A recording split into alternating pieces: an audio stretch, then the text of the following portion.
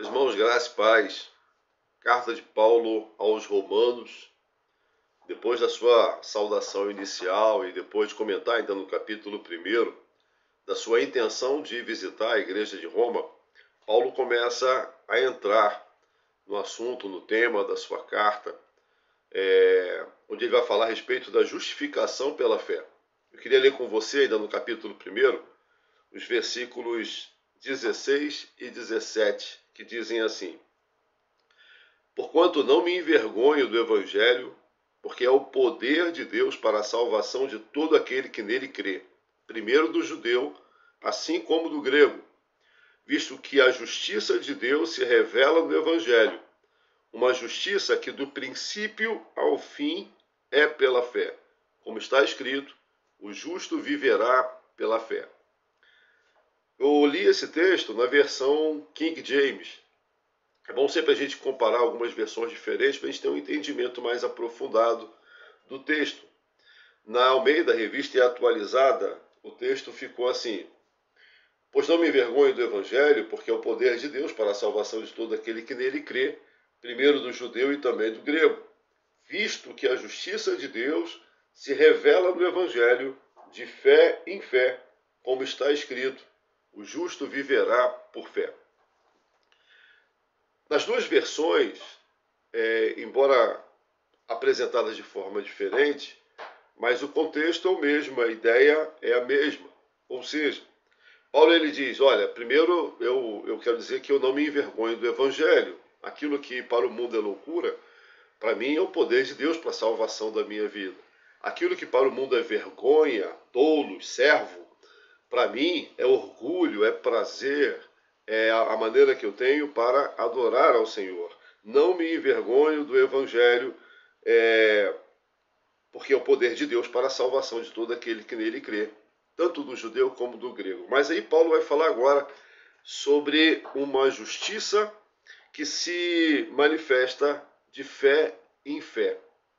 O que quer dizer isso?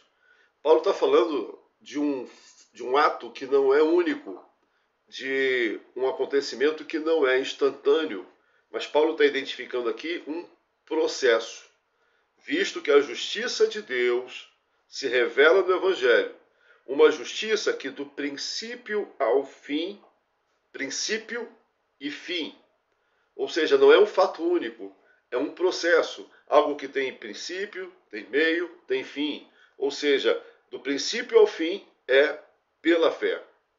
Na versão Almeida, a tradução fica uma justiça que se revela de fé em fé, ou seja, uma justiça que se revela de forma gradativa, processual. Embora a apresentação do texto seja diferente das duas versões, o entendimento é o mesmo. A justiça que vem pela fé, mas não uma justiça imediata apenas, uma justiça que se revela num verdadeiro processo, que começa na nossa conversão e termina na nossa glorificação, quando estaremos para sempre com o Senhor.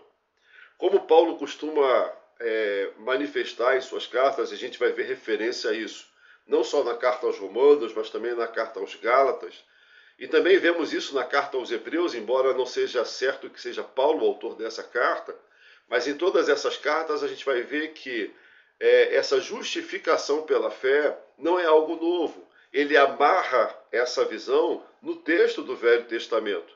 Essa citação de que o justo viverá pela fé, na verdade ele está fazendo alusão ao profeta Abacuque.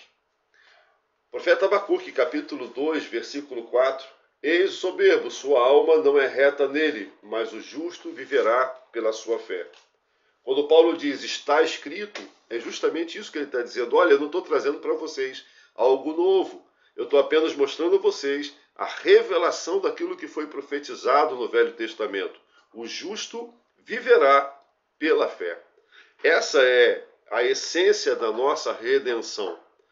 Nós não somos salvos pela fé, nós somos salvos pela graça. Somos salvos pela graça por meio da fé, através da fé. Sem fé é impossível agradar a Deus.